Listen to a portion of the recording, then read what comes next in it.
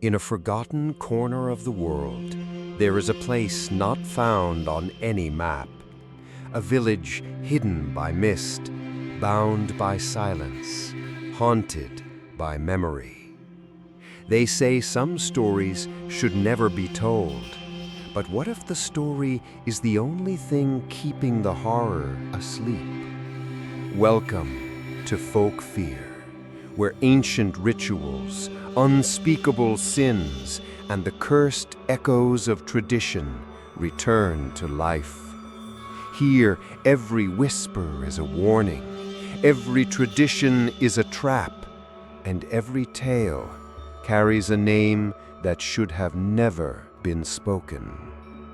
Tonight, we invite you to descend into a story of spiritual decay and generational betrayal. A tale wrapped in bark masks, blood offerings, and silence so deep it echoes. This is the Nameless Feast, a haunting ritual held not to remember the dead, but to forget the unforgivable. Stay with us, but do not speak. And whatever you do, do not acknowledge the empty chair. The 12th year began with frost on the inside of the windows. It crept in like breath from the dead, curling along the glass in long white tendrils, even though it was still autumn. The villagers said nothing. No one ever spoke about the frost, just as they didn't speak of the masks being carved, or the long wooden table dragged into the forest under moonlight, or the chair no one sat in. In Drozhitska, silence was not just custom, it was survival. Nestled high in the Carpathians, the village had long ago slipped from the world's memory. Roads stopped before they reached its fields. Maps marked the region only as forest. There were no tourists, no mail, no noise. The mountains swallowed everything: sound, signal, even names. And now, the 12th year had come again. Tomas knelt beside the river, his fingers red and raw as they gripped the edge of the stone. His breath came in shallow, ragged bursts, not from cold, but from the effort it took to stand upright. The current lapped against his boots, uncaring, indifferent, like it had been that day in spring, the day the river took Marika. He still came every morning, always just before dawn, when the sky was a bruise and the air had the bite of something watching. He didn't cry anymore. There were no tears left, just this ritual: kneel, wait, remember, and the quiet hope that the water would return her if he waited long enough. But rivers don't return what they've claimed, not in Drozhitska, especially not when the feast approached. Back in the village, the preparations had begun, quietly, subtly. You could only see it if you knew what to look for: the way the children no longer played outside after dusk, the way the dogs howled without cause, the sudden absence of birdsong. And the masks, always the masks. They were carved by hand, each from strips of ash bark, softened in blood and ash.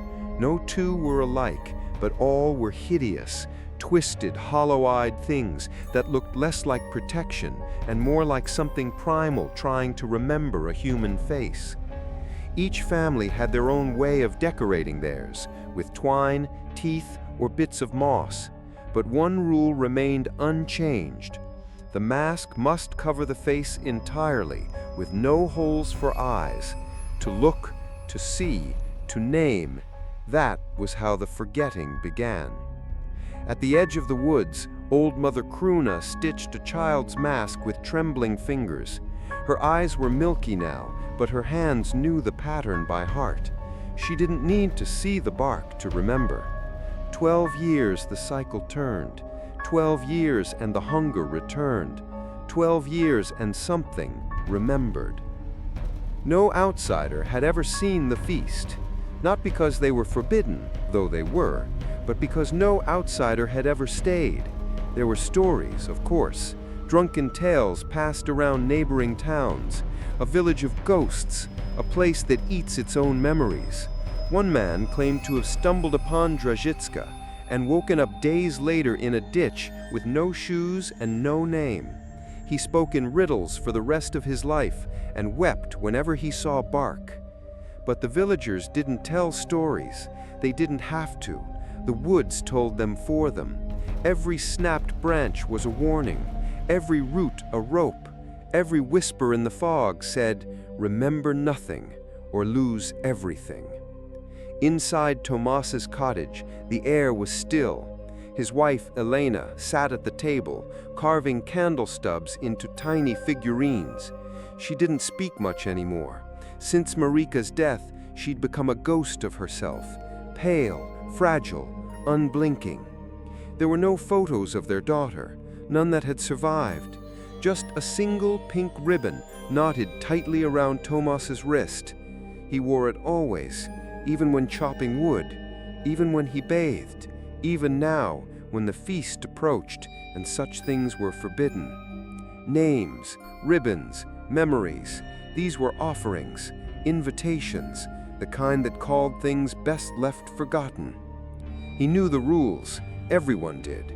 But grief doesn't follow rules. It breaks them, bends them, cracks them open like frozen soil so something can crawl through. That night, the air shifted. The sky turned the color of rot. The moon rose early and full, too full as if swollen with something unspeakable. From the hills came the first sound in weeks, not words, not cries, but something like a name said backward through dirt.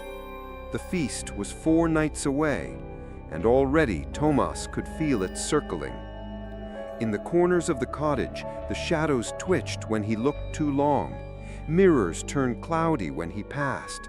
Once he swore he saw Marika's face, pale, wet, smiling, staring back from the reflection of a bucket of water. She opened her mouth to speak, but he turned away before she could. In the village square, the altar had returned.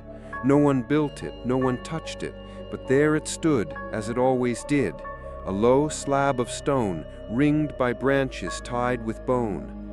At its center, a single wooden bowl carved with old runes. It smelled of wet iron and roots. The children were told it was for remembering. The elders knew better. It was a mouth, and soon it would needing feeding. 3 days to the feast. Tomas awoke with dirt under his nails. His feet were raw, bleeding. His breath smelled of moss. He didn't remember leaving the house, but there were pine needles in his bed and scratches down his arms, like something had tried to pull him back into the forest. Elena didn't notice. She just kept carving her little wax figurines, lips murmuring silently, endlessly. Only later would Tomas realize the shapes she carved weren't candles at all, but tiny, eyeless masks. 2 days to the feast, Mother Kruna stood at the edge of the woods, facing the trees, whispering a lullaby to something that didn't breathe. Her hands bled from where bark had grown into her skin. She wore her mask early this year, a bad sign, a sign that something had woken early. She spoke without turning around. "He's calling names already. The chairs will not be enough." Tomas stepped back. He hadn't said a word. 1 day to the feast. The villagers stopped looking at each other, not out of fear, but out of confusion. Faces blurred, names slipped. The butcher called his wife mother. The priest forgot his own sermons. A girl cried in the square, screaming that her hands weren't hers, that they belonged to someone who burned. And Tomas dreamed of Marika again. She stood in the woods, barefoot and clean, holding something behind her back. When he called to her, she smiled, but the smile didn't belong to her. "Will you give me your name, Papa?" He woke screaming. The ribbon on his wrist was gone. Then came the day of the feast, the 12th year. The villagers dressed in silence. The masks went on. The candles were lit. One by one they walked into the woods, each carrying an offering, a tooth, a lock of hair, a secret written in blood. Thomas carried nothing, just his grief. And in the clearing, the table waited, long, wooden, carved with marks that twist if you stared too long. 13 chairs on each side, all filled, except one, at the head, empty, unspoken, unclaimed.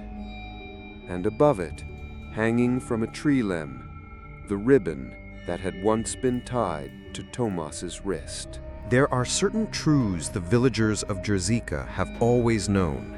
That you never speak a name once it has been offered, that you never look directly at the empty chair, and that the feast is not for celebration, but for containment.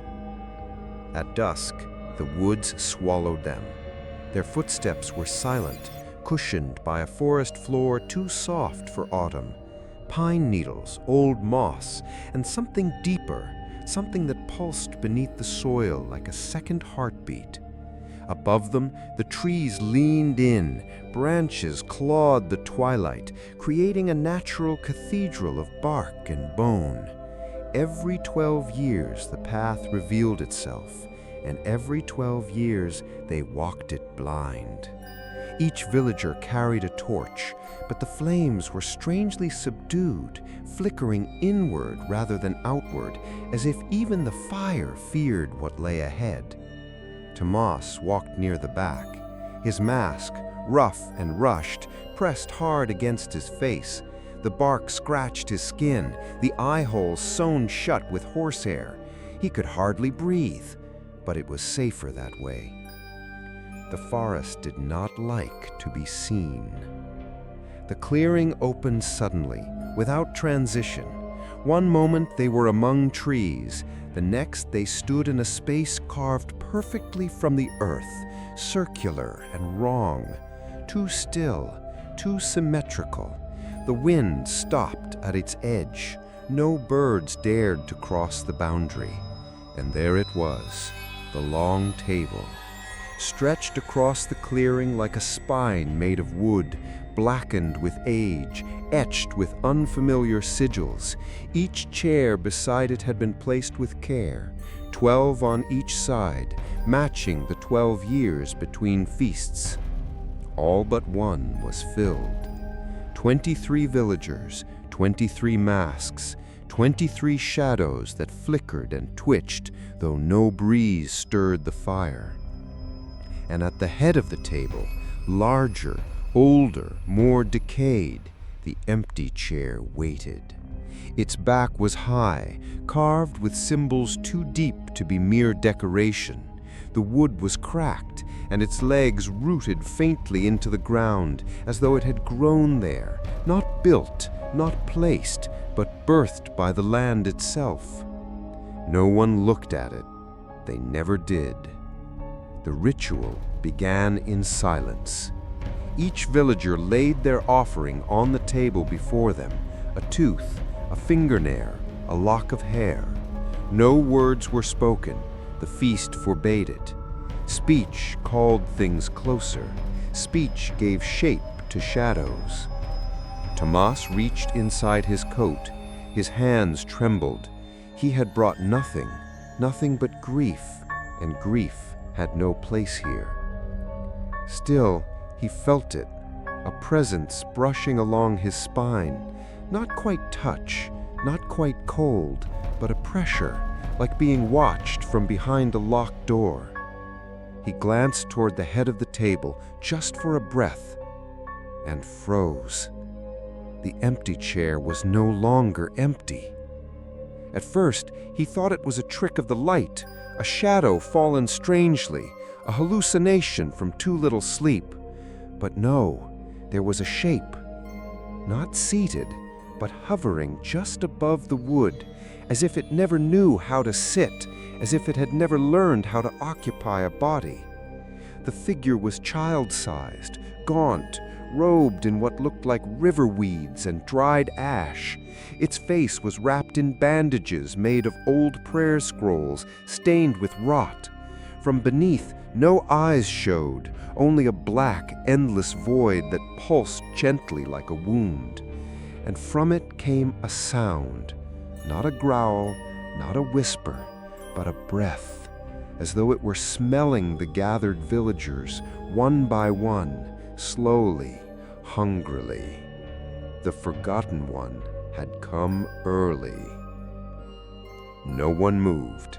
They had all felt it, that moment when the air grew viscous, when the earth inhaled. But none dared break tradition, not even the elder, not even to flee, because they all knew if you acknowledged the empty chair, you became part of it. The feast proceeded.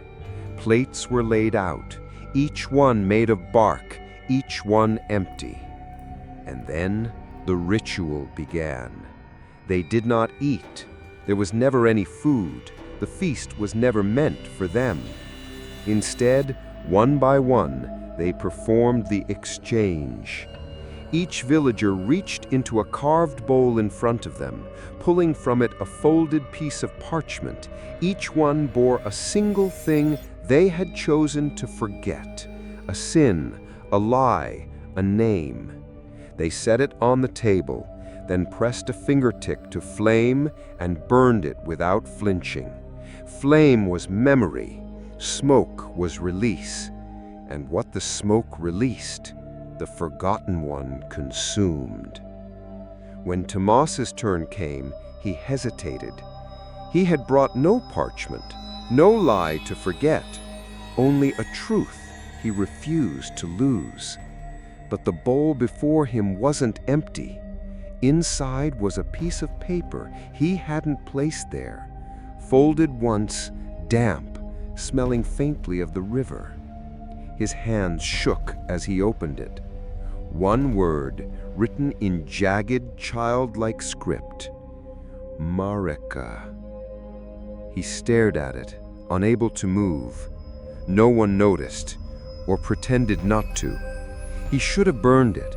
He should have cast it into the fire as the others had.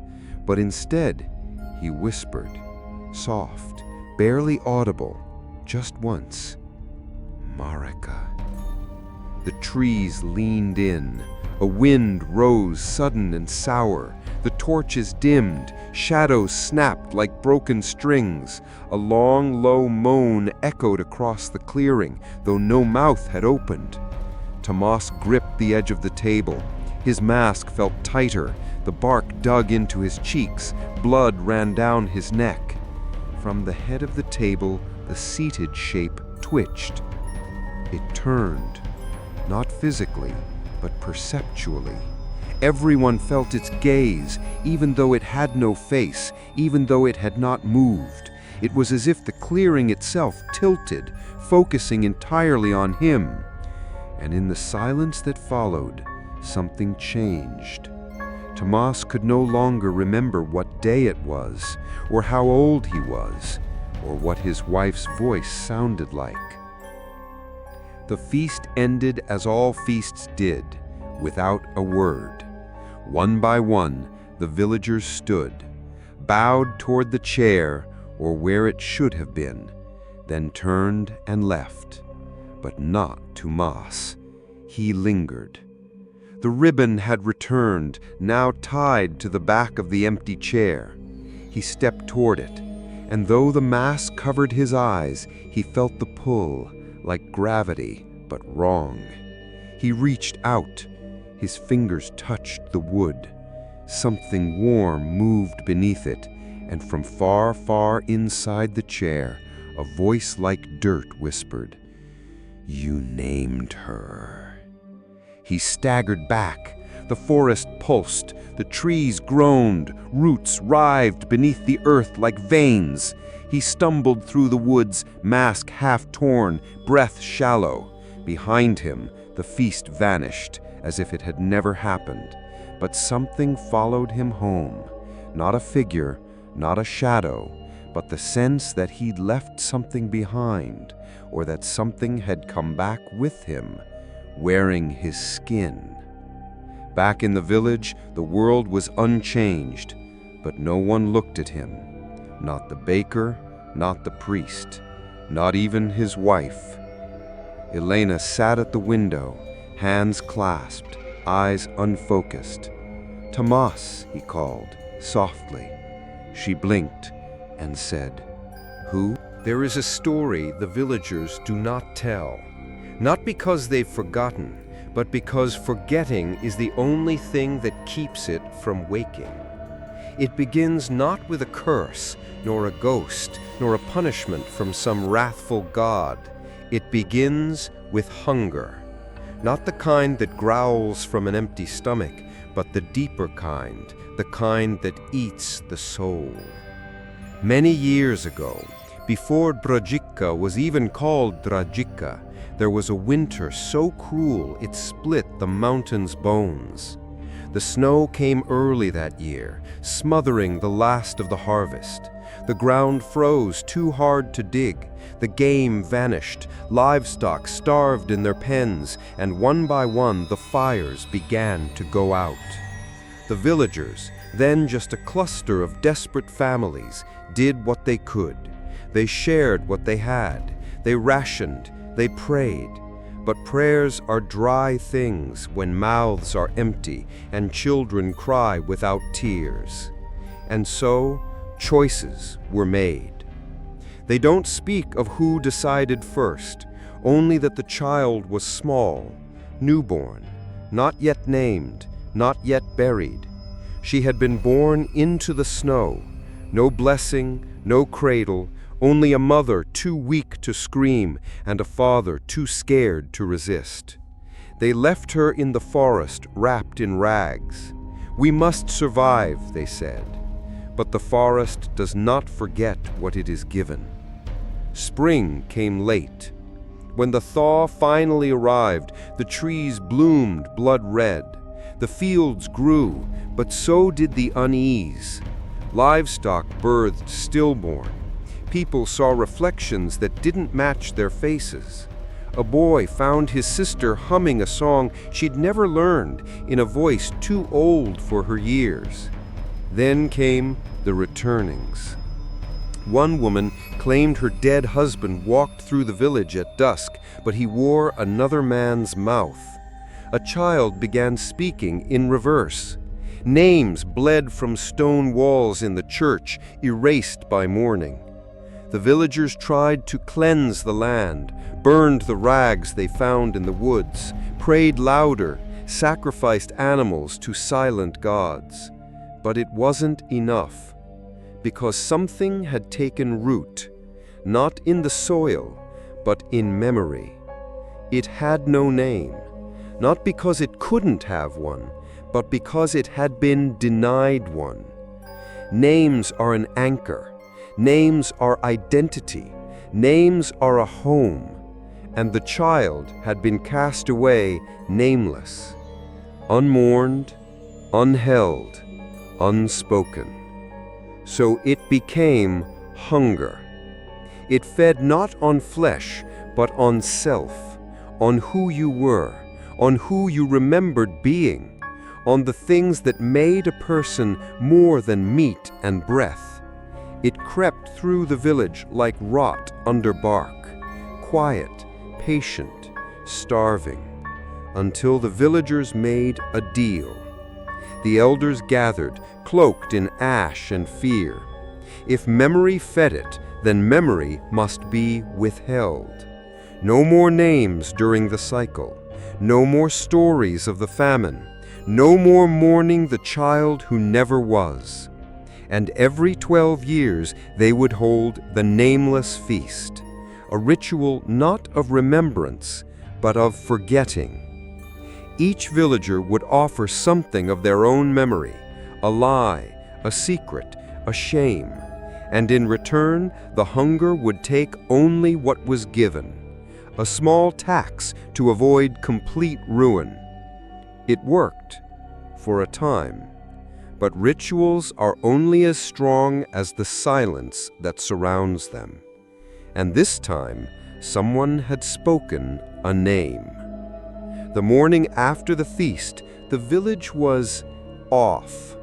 Not broken, not twisted, just slightly wrong, like a painting repainted by someone who had only heard rumors of what it looked like before.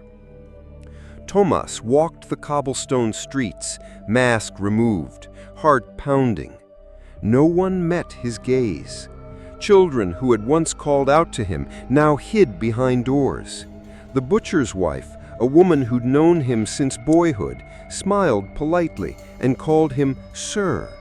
Even his own wife Elena looked at him with the distant politeness one gives a passing stranger. But it was the mirror that told the truth.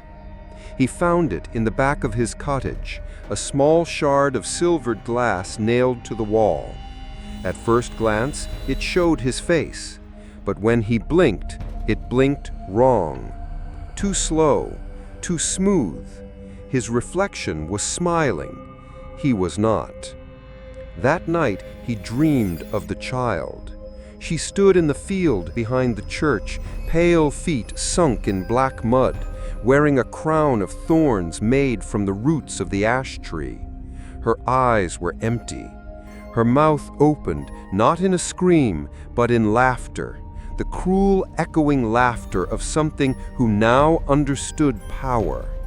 Behind her, the woods moved. Not trees, not wind, but shapes, crawling, writhing, like names being erased mid-sentence. She held out her hand, and in it was a mask. Not his, Marika's. Thomas awoke to the sound of whispering beneath the floorboards. At first, he thought rats, but rats don't speak in languages that sound like your daughter calling you Papa in a voice stitched from dead leaves. He tore up the floor. There was nothing beneath the house, except soil, and the faint outline of a small, shallow grave. Mother Kruna summoned him. She sat in her cottage surrounded by totems, little bark figurines with no faces and teeth nailed into their chests. Her mask hung from the ceiling above her head, swaying even though the air was still. "You broke the silence," she rasped, her voice like moss dragged across stone. "You offered a name. I didn't mean meaning is for gods. We are animals who pretend memory is sacred, but to that thing in the woods, memory is meat, and you have fed it." Thomas clenched his fists. "I just wanted her to be remembered." Mother Kruna leaned forward, eyes burning with age. "You gave her name to something that doesn't know what love is, only hunger." She told him the truth then, the full truth. The forgotten one was not a ghost, not a demon. It was something born of betrayal, shaped by silence. It did not haunt out of malice, but out of instinct. It could not move through walls, but through stories, through names, through rituals left incomplete. And now it had Marika's name. That meant it had access. It could slip behind memories, twist reflections, make people unremember until their identities cracked and bled into its hollow frame. Thomas had given it the seed. Now it would grow. Outside, the fog rolled in early, thicker than ever. Voices whispered from its edges. Not screams, not calls for help, but simple things. Lullabies, prayers, names. And one by one, the villagers began to forget themselves. A boy woke up thinking he was his father. A woman drowned herself in the well, convinced her face didn't match her name. The priest delivered a sermon in a tongue no one recognized, and then collapsed, a child's voice sobbing from his mouth. The forgotten one had stirred, and it was hungry. Tomas sat alone in the church, staring at the pulpit. There, behind the altar, something had been etched into the wall. Words, repeated over and over. She remembers you. She remembers you. She remembers you. He closed his eyes, and for the first time, he whispered not her name, but his own. Tomas. The shadows behind the pews moved. The name sat in his mouth like a splinter. Marika. He had whispered it once, softly, gently, during the feast. A father's grief breaking through the cracks of ritual. He hadn't shouted it, he hadn't begged, he hadn't wept. He had only whispered her name, one word, a breath of love in a place of silence. But even whispers are heard in Drajika, especially by the thing that waits. It started with the mirrors. Small changes, subtle. Tomas noticed it first when shaving. Not that anyone shaved much during feast week, but the act calmed him. His reflection moved a moment too late. It wasn't obvious at first, just a flicker. But the next day, it smiled before he did. And by the third morning, it no longer looked like him. Not exactly. The eyes were wrong, brighter, clearer, too young. And in place of his grief-worn mouth was a smile, wide and warm and completely unfamiliar. He touched his face. His reflection didn't. Elena hadn't spoken to him in 3 days, not truly. She answered questions with nods and shrugs, avoided his gaze, moved through the house as if navigating a stranger's home. At night, she slept with her back to him, arms crossed over her chest, whispering words in her sleep that sounded like prayers, or maybe apologies. When he tried to hold her, she flinched, not with fear, but confusion. "Who are you?"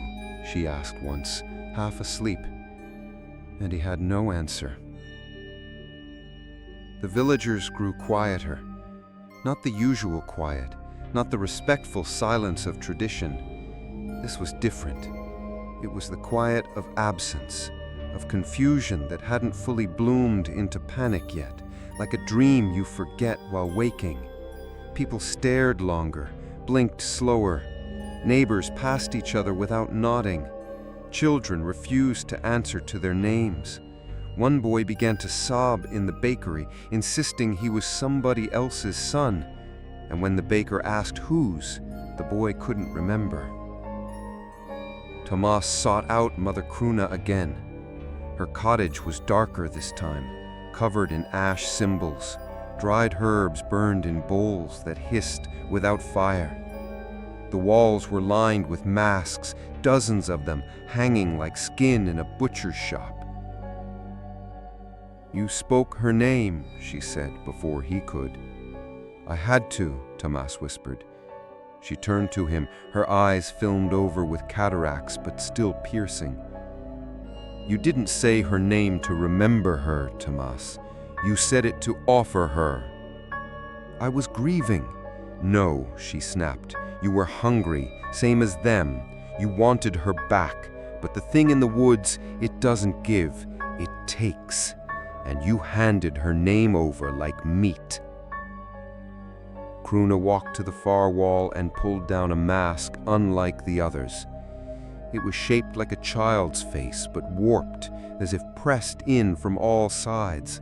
The mouth was too small, the eyes too wide. Bits of bark flaked from the surface, revealing layers beneath. It pulsed faintly in her hands. "She's wearing it now," she said. "Or it is. There's no difference anymore. You've given it the right to enter." "Enter what?" Kruna didn't answer. She placed the mask in his hands. It was warm. That night, Tomas returned home and found Elena standing in the corner of the room, not doing anything, not crying, just facing the wall, unmoving. He called to her. She didn't respond. He stepped forward, gently touched her shoulder, and she turned, not her body, just her head. The movement was too fast, too smooth, as if the bones inside had been restrung with wire. She smiled, and not the way Elena smiled. This was crooked, deep, like it had to remember how to form the shape. "You said her name," she whispered, but it wasn't Elena's voice. It was higher, familiar. "Marika." He staggered back. The room grew colder. Elena blinked once, then again, and screamed, clawed at her own face, collapsed. Tomas tried to hold her, but she writhed, sobbing, gasping for air as if she'd just surfaced from drowning. She didn't remember what had happened, but when she looked at him, truly looked, something in her gaze cracked, and she asked, "Why are you wearing my husband's clothes?" He left that night, wandered through the woods until the mist swallowed him. He wasn't sure where he was going, only that the village had turned on itself or been turned. The names were slipping, and the forest was remembering for them. He found himself by the river, the same bend where Marika had drowned, but now the current was still. The moon shone directly on the water, revealing a shape beneath its surface. A child, eyes open, smiling. Marika, but not his Marika. This one had no face, just skin stretched smooth, waiting for a name to press into it. She raised one hand slowly, pointing to the shore.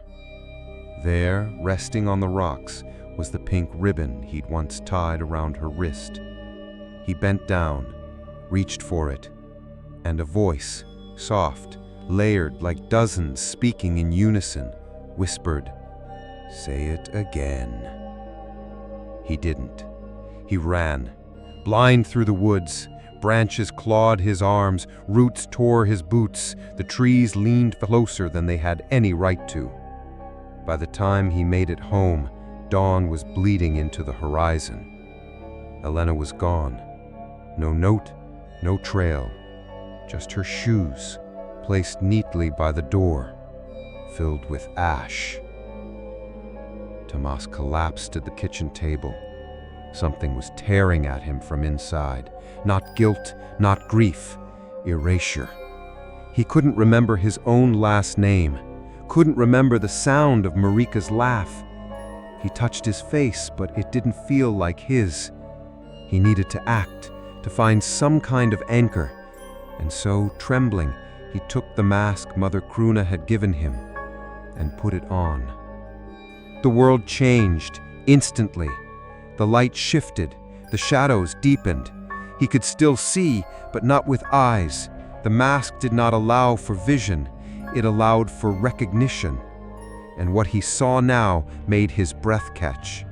The village was full of duplicates, people walking with their own faces and others beneath, layers, shimmering and fading in and out like candlelight in a storm. Some wore 3 identities, some none. He passed a child with his own voice, a man who looked like the priest but wept like a newborn. He saw himself, standing outside the butcher's shop talking to no one, then turning, smiling, wearing Marika's pink ribbon in his hair. He screamed, ripped the mask off, collapsed in the dirt. His head rang, his vision blurred, but he knew now. The forgotten one wasn't just inside the woods, it was inside the people, feeding, shaping, wearing names like clothing, trying them on, discarding them, stealing the ones that fit, and it had found one it liked, Marika. Back in the church, the altar was different. The stone had split open. Inside, not relics, but dozens of carved wooden dolls, each with a name burned into its chest, all of them unreadable now. The names had been scratched away, torn, bitten, except one, still fresh, still whole. Marika. He fell to his knees, but before he could touch it, the bells rang, soft, muffled, like they were being rung underwater. The villagers were gathering, but not for prayer. Another feast had begun. Not 12 years from now. Now. The bells rang with no rhythm, no pattern, no hands pulling their cords. They rang from the chapel tower, but the sound came from beneath the village, as if the earth itself were calling its children home. And one by one, they answered. But they came differently now, not as neighbors, not as kin.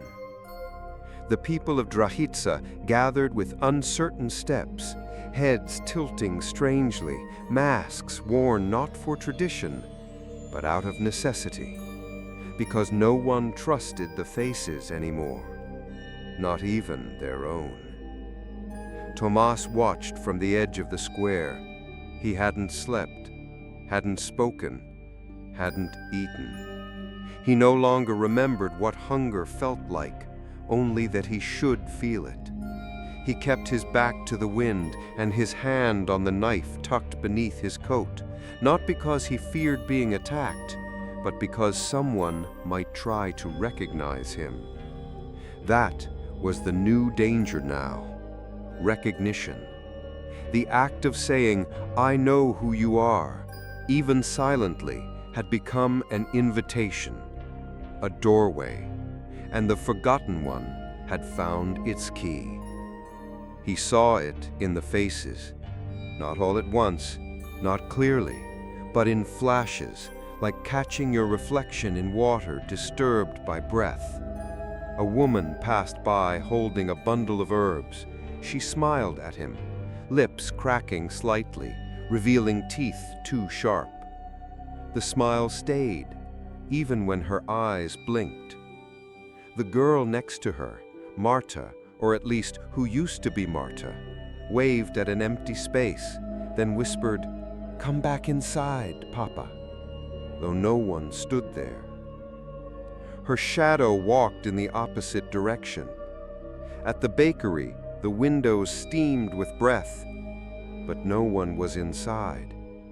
Tomas saw loaves on the shelves, saw them moving slightly, as if something beneath the crust still lived. A figure stirred behind the counter. It looked like the baker, but its hands had too many fingers, and they were all bandaged in pink ribbon. He turned away. Everywhere he looked, faces shifted, not dramatically, not grotesquely, just enough. Enough to make the brain hesitate for half a second.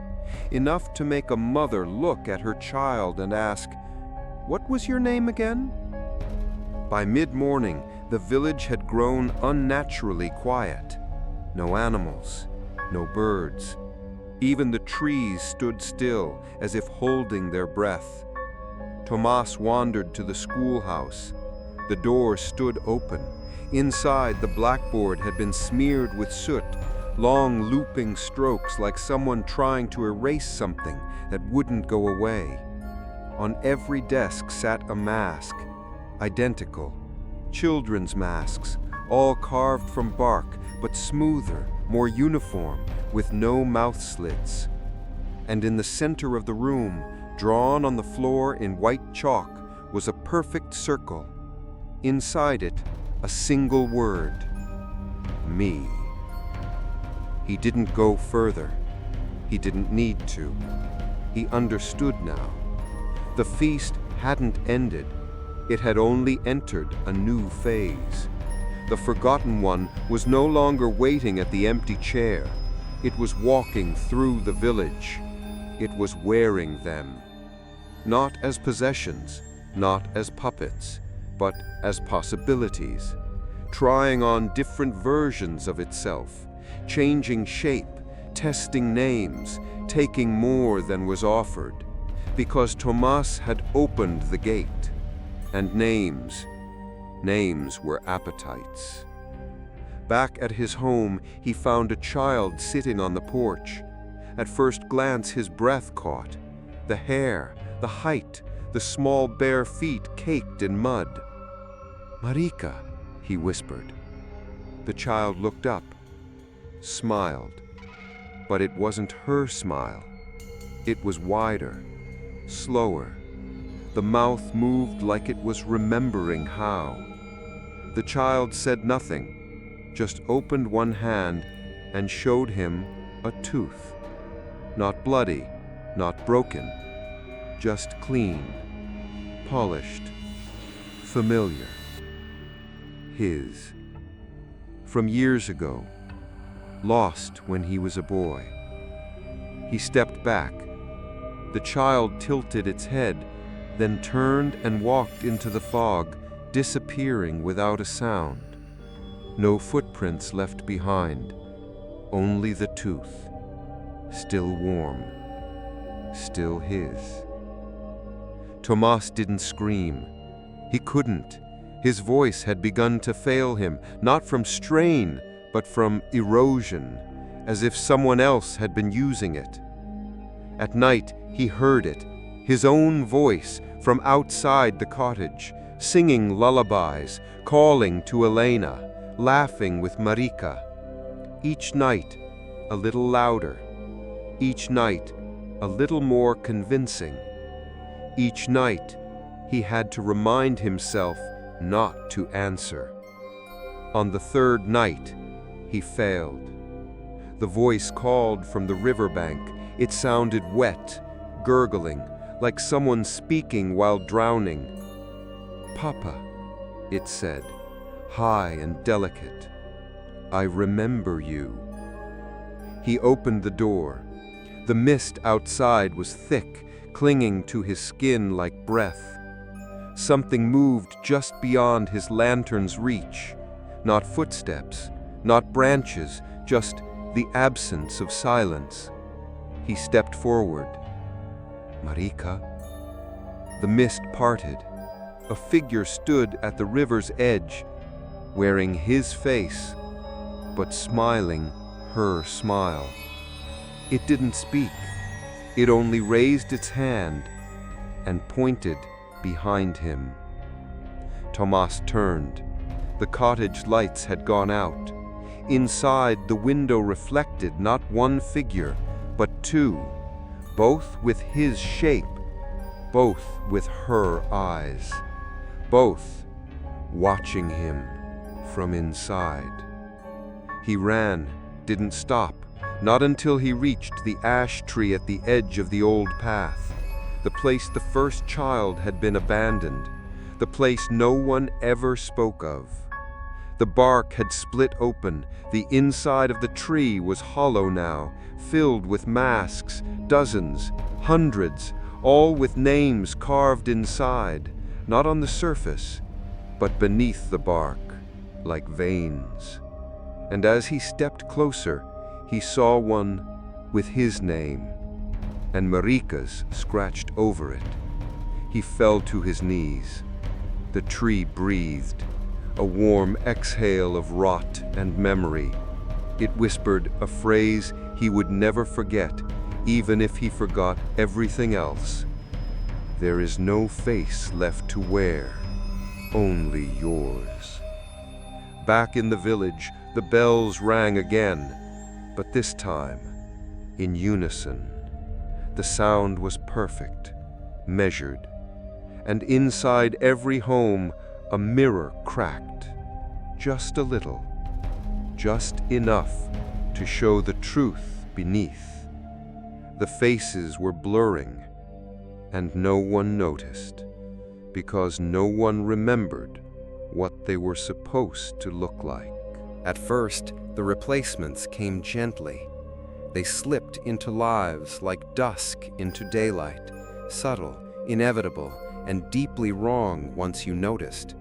But by then, it was too late, because the mind will defend itself against madness.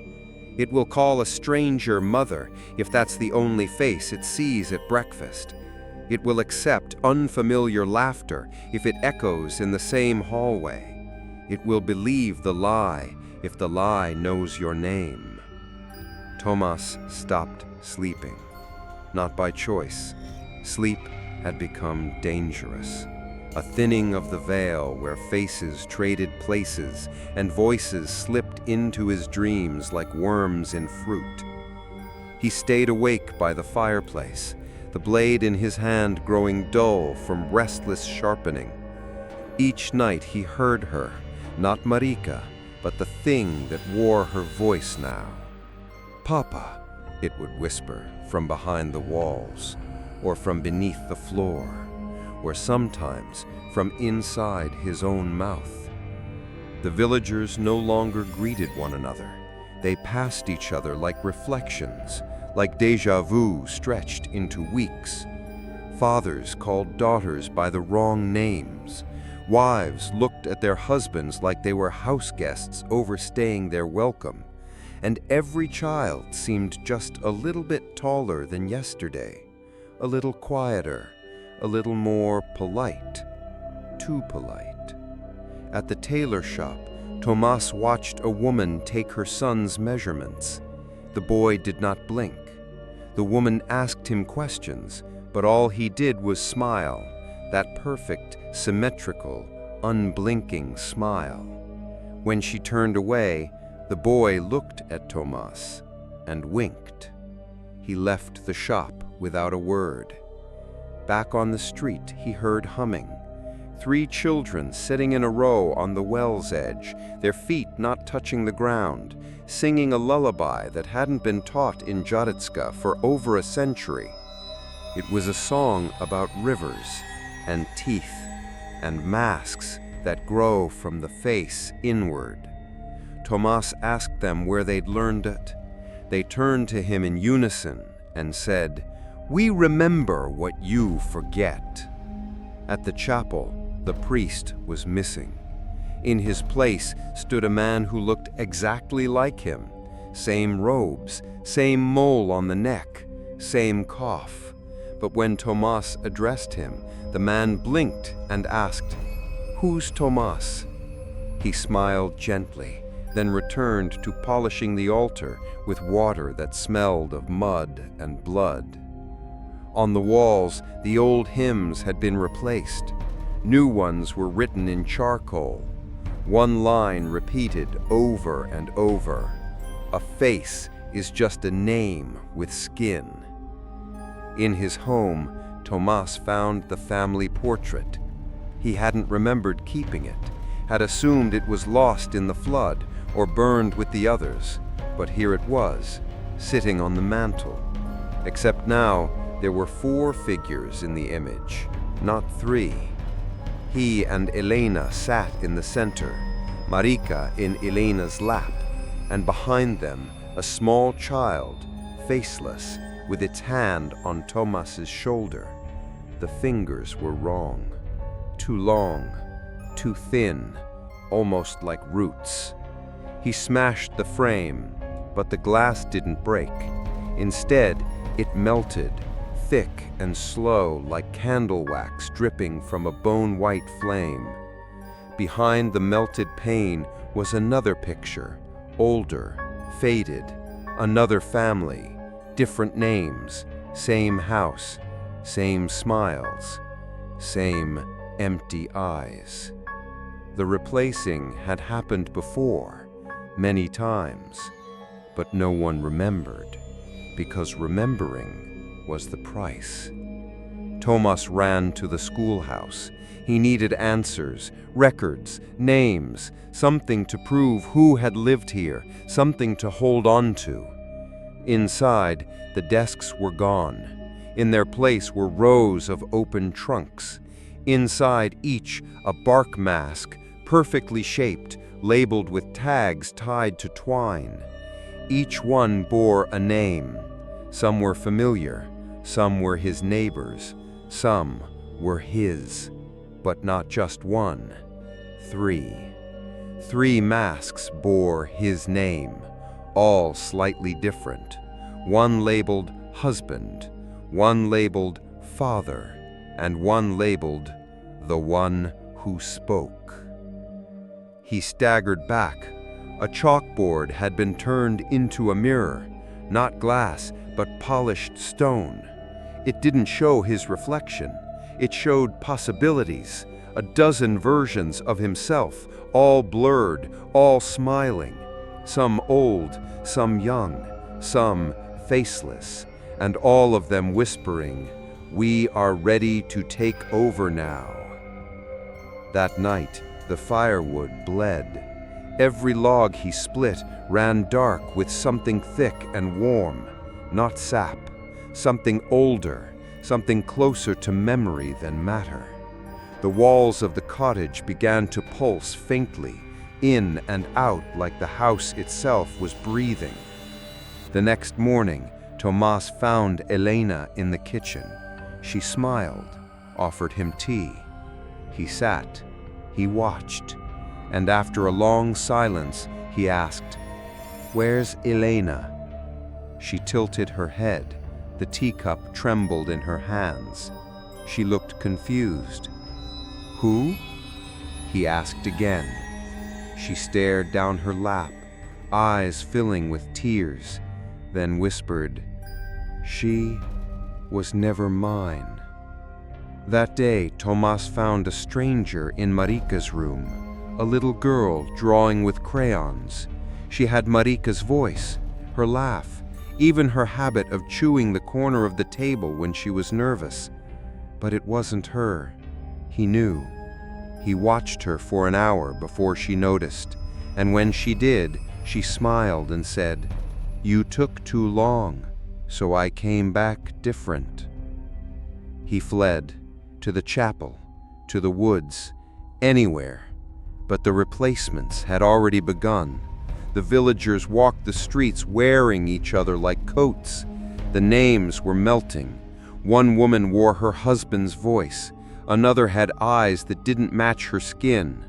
Children changed height between blinks, and everywhere the masks grew. From walls, from trees, from faces. One man tried to leave the village. He walked into the woods muttering his name over and over like a prayer. He was found days later, or rather, something wearing him was. His face had turned inward. His mouth was sewn shut with riverweed. His eyes had been replaced with buttons carved from bone. When asked who he was, he replied, "I'm what he wanted to forget." Tomas now understood. This was not possession. It was replacement. The forgotten one was not haunting people. It was becoming them.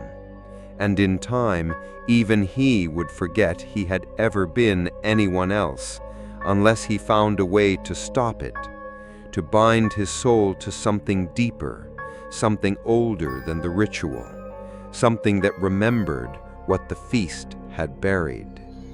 There was only one place left that held truth, one place the hunger had not yet eaten, the tree of remembrance, and Tomas would go to it. But he would not go as Tomas. He would go as the man who had spoken, as the Father who had named the nameless. And if he was to be replaced, if his face was to be worn by another, then he would leave behind only ash. The forest did not lead him there. It allowed him. That was the first sign. In Drajika, the woods were never passive. They twisted paths, swallowed roads, turned landmarks into illusions. For anyone who sought forbidden places, the forest had 1,000 ways to get you lost. But this time, it parted. Branches leaned aside. Moss whispered beneath his boots. The birds did not warn him, because the tree that remembers wanted to be found. Long ago, before the village learned silence, the tree had been a shrine. People brought names to it. Not offerings, not prayers, but truths. Wounds too deep to carry alone. Names of children who died too early. Of mothers who abandoned. Of lovers betrayed. Of sins buried in snow. They carved them into the bark. The tree did not judge. It only remembered. But when the first nameless child was given to the famine, the villagers came to it not to confess, but to forget. And in trying to forget, they poisoned the root. Tomas came to the clearing just before dusk. The light was dying, gold turning to bruised blue. Wind slid over the ground like breath against glass. And in the center of the clearing, it stood, taller than it should be, wider than any living thing. A black ash tree, split in half as though struck by lightning long ago, but never fallen. Its bark was dense with carvings, names upon names upon names, layered over time like scars. Some still bled sap. Some whispered when the wind touched them. And in the hollow between its split trunks, where rot had taken hold, a strange light pulsed, faint, like a heartbeat inside bone. Tomas approached. The air grew thicker. He felt it in his ears, in his teeth. He stepped over a ring of bone. Not animal, human. Dozens of jawbones placed in a perfect circle around the base of the tree. Mouths open, as if screaming into the roots. He knew what he had to do. He reached into his coat pocket and pulled out the last thing he had of Marika, a drawing. Faded from time, crumpled from being folded and unfolded through 1,000 nights. A stick figure, a crooked sun, a heart drawn in pink chalk. Papa was written in backwards letters. He placed it at the base of the tree, and he said her name, loud, clear. Marika. The tree reacted, instantly. The wind stopped. The light in the hollow vanished, then returned, brighter, throbbing, as if something had awakened inside the trunk. The carvings writhed, bark split. The names began to glow one by one, then fade, leaving only blank wood in their place. It was forgetting, erasing itself. And Tomas understood what the ritual had always been hiding. The forgotten one wasn't just a spirit born of grief. It was a byproduct, an afterbirth of a greater truth. The tree itself was memory. And the feast? It had never been a ritual to appease a ghost. It was a system designed to feed the root with forgetfulness. Every offering, every silence, every unspoken name, it all strengthened the tree's ability to hold the forgetting in place. Until Tomas broke it, until he spoke. The ground quaked, not violently, but rhythmically, like breathing. Tomas staggered back as roots pushed through the soil. They rose, slowly, unfurling like fingers. And then, the hollow opened. A figure stepped out, small, pale, a child. No eyes, no mouth, no markings, just a face made of potential. Not Marika, not the forgotten one. Something older, something that had been waiting for identity. It reached for the drawing, picked it up, and laughed. The sound was terrible, not because it was cruel, but because it was empty. A laugh with no context, no history. The child thing turned to Tomas and cocked its head. "You want her back?" it asked in 1,000 voices layered over each other. "You want what was yours?" He stepped forward, His voice cracked. "I want to remember." The thing stepped closer and touched his chest. "Then give me the rest." He gasped as something entered him. Not a force, a void. It wasn't taking pain, it was taking definition. His memories scattered. The smell of his mother's bread, the sound of snow under boots, the way Elena laughed before Marika was born, all of it peeled away. In their place, images that weren't his. He saw a man drowning a child. He saw a woman placing a mask on a newborn.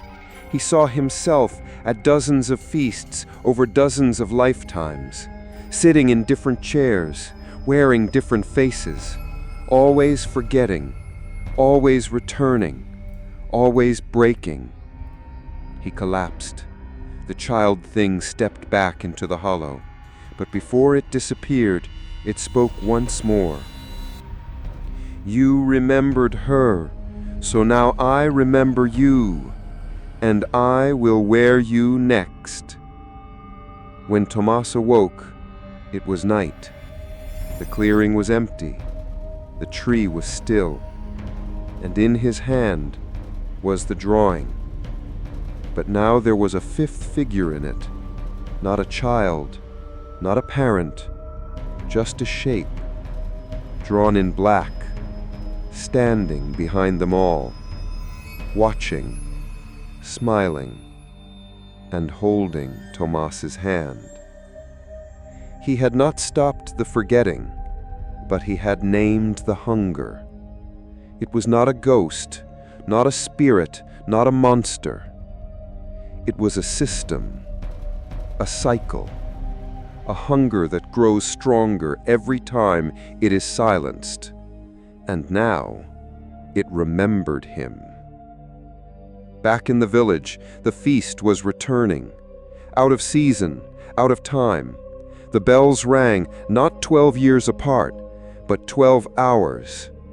Tomas would return to the table, but this time he would carve his own name into the wood, not to forget, but to anchor himself, because remembering was now the most dangerous rebellion of all. The elder's house was quiet, not the soft kind of quiet, the kind wrapped in candlelight and memory. This was the silence of rot, the silence of breath held too long, the silence of secrets finally catching up. Mother Kruna lived alone at the far edge of Dragica, in a crumbling stone house that leaned toward the woods like it longed to be taken back. Vines covered most of the windows. Birds never nested on the roof. No one ever visited her, except when the feast broke. And tonight, it had shattered. Tomas stood at her door, his fist clenched.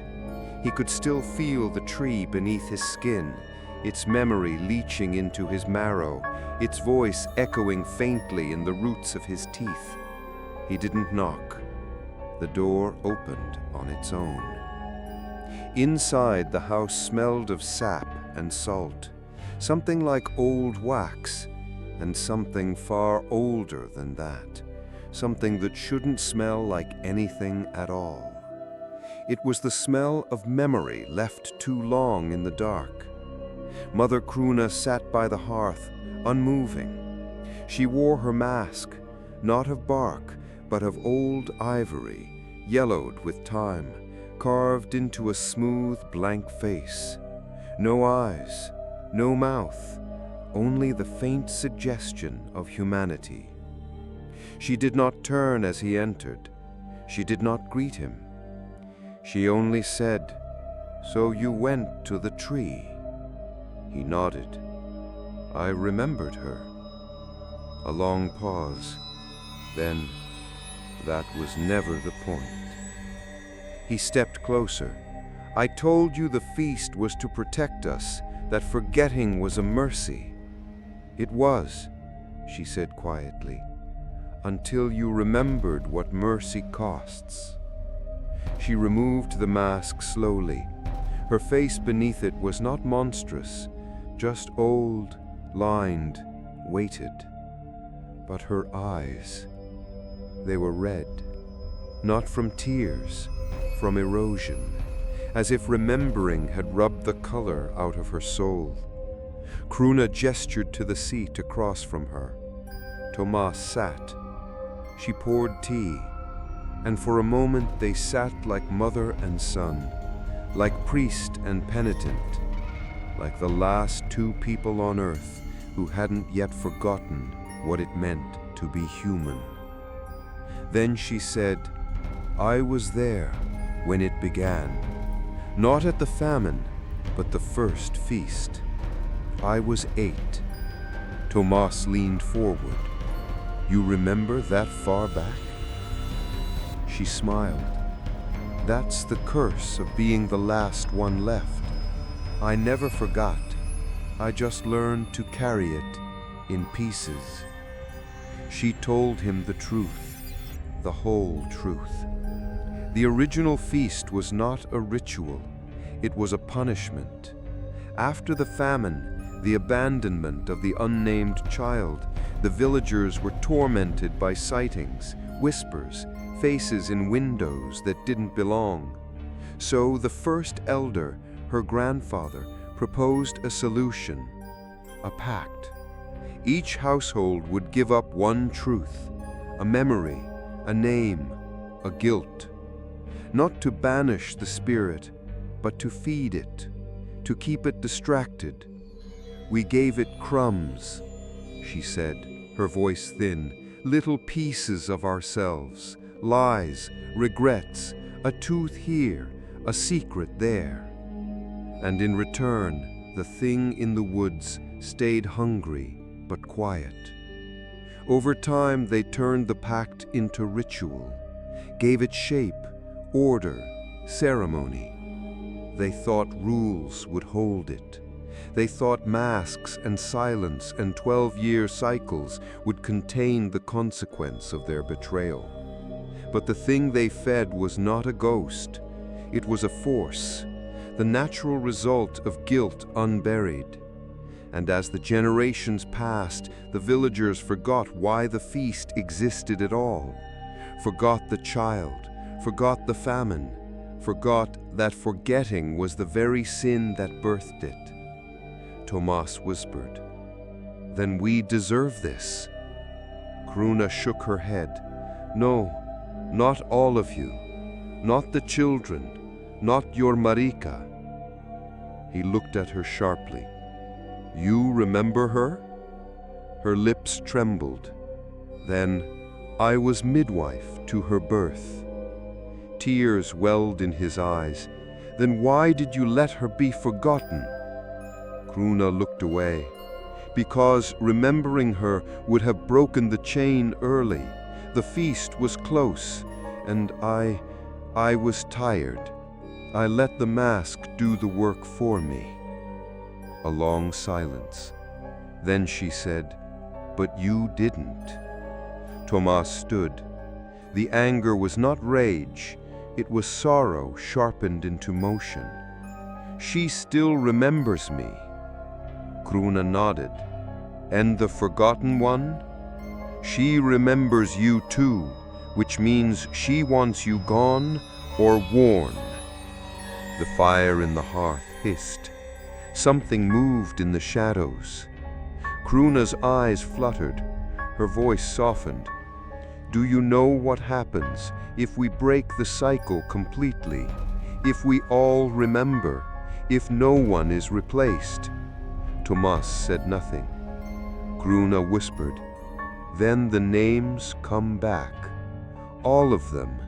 Every soul we buried in silence returns."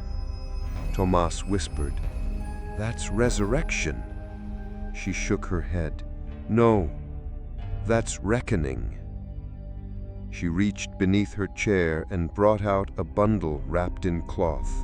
Inside, a mask, but unlike the others, this one was unfinished.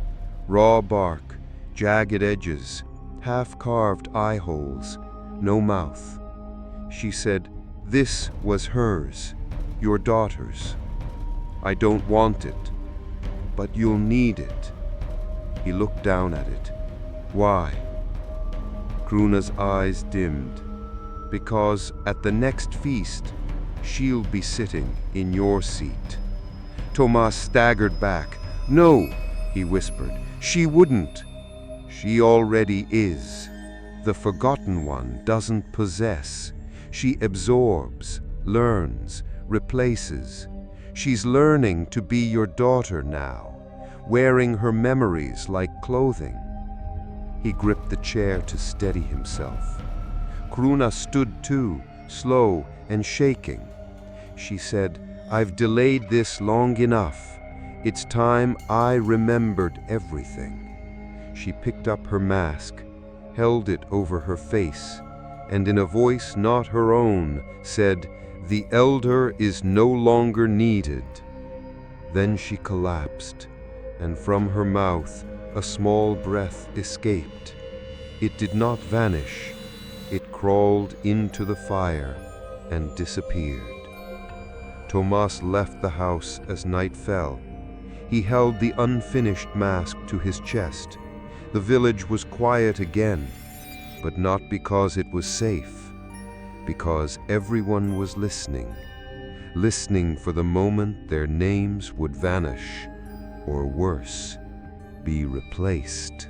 The mirrors were the first to go. One by one, the villagers covered them with cloth, turned them to the wall, or shattered them entirely. Even the tiniest reflections, puddles, kettle lids, polished spoons were avoided like fire, because now when you looked at your own face, it looked back differently, not like a stranger. Worse, like a memory you didn't remember making, like a version of yourself that didn't stop existing when you walked away.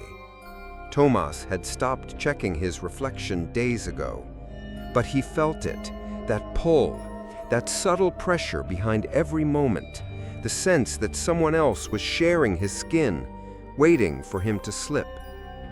It was how the replacements began, not with violence, not with possession, but with a simple glance into a mirror, and the mirror choosing not to give you back. He sat in his cottage, the unfinished mask in his lap. It felt heavier now, as if time had thickened it. The bark had darkened since Kruna gave it to him. Small cracks had formed across its surface, not from age, but from use. But he hadn't worn it yet. He wasn't ready, because once the mask went on, it never truly came off. Outside, the village had changed. People now wore their masks all day, not just for ritual, but for protection. At first, it was fear, but then it became habit, and from habit came comfort. And soon some villagers stopped removing them even to eat, or sleep, or speak. The masks began to mold to their faces, merging, bonding, growing inward, until skin was just the first layer, and bark was the new truth. Tomas walked through the square. No one greeted him. Every face was wood, every voice muffled, like sound echoing through a rotted tree trunk. At the fountain he saw children playing. Their masks were smiling, perfectly symmetrical, but their bodies moved like puppets. Their laughter came on a delay and always ended the same way, a high, flat note, identical each time. He watched for 10 minutes. No one blinked. At the chapel, the mirrors had all been smashed, glass crunched beneath his boots, but one surface remained untouched, a brass plate on the altar, used to reflect candlelight during ceremonies. He stared into it. For a moment, nothing, just the faint blur of his face. Then slowly, the image began to shift. His reflection looked up and smiled. Then it shook its head. "That's not you anymore." Tomas backed away. His breath grew shallow. He pulled the unfinished mask from his coat and held it to his face, not to wear it, but to block the reflection. Instantly, the pressure eased. The voice in his head fell silent. The air stopped vibrating. And he understood. The mask didn't just hide your face. It protected your soul. It was a seal, an imperfect one, but a seal nonetheless. He left the chapel and returned to Kruna's house. It was empty now, the air stale. The fire had gone out, but he knew where she had hidden the others, in the cellar, behind the bone jars. He descended the stairs.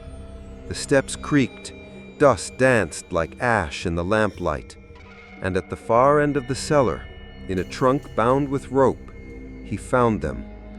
Dozens of masks, not bark, not bone, but faces, real ones, flattened, preserved, stretched tight across wooden frames, mouths open, eyes hollow, each one marked with a name burned into the wood beneath. Some names he recognized, some were his own. 3 more, just like the ones at the schoolhouse, all labeled with slight variations. Thomas the father, Thomas the doubter, Thomas the broken. He dropped the lamp. It shattered. Darkness swallowed the cellar. In the flickering remains of the flame, the masks began to breathe, softly, as if memory itself had lungs. He climbed the stairs without looking back. The sky was wrong when he stepped outside, too low, too still, like a lid on a jar. The villagers were gathering again, called by bells that no longer had towers. They moved without urgency, without speech, just slow, synchronized motion. Masks on, eyes gone, names forgotten. And in the center of the square, the long table had returned, uncarried, unbuilt, returned. He approached. There were more chairs now, rows and rows, not just 24, not 30, not even 50. He counted 100, all filled, all masked, and at the far end where the empty chair had always waited, there was no longer a chair. There was a throne, carved of roots and teeth, antlers and bones, and seated upon it was a child, but not Marika anymore.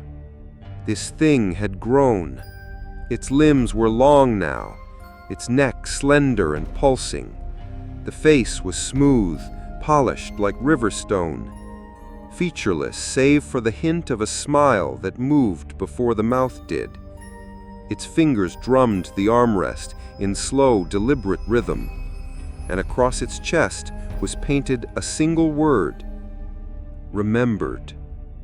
It looked at him. No eyes, but he felt it. A heat behind his forehead, a pressure in his spine. The creature raised a hand, and one by one the villagers turned to face Thomas. They spoke in chorus, not screaming, not pleading, just declaring, "You do not belong anymore. You kept your face. You refuse to forget." Thomas raised the unfinished mask, held it high. The creature tilted its head. "Do you offer it now? Will you join us?" He stepped forward, then stopped. His hand trembled.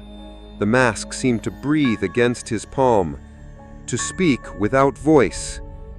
"Wear me and be safe, but you will no longer be you." And Thomas said clearly, "Then I'd rather burn." The creature blinked.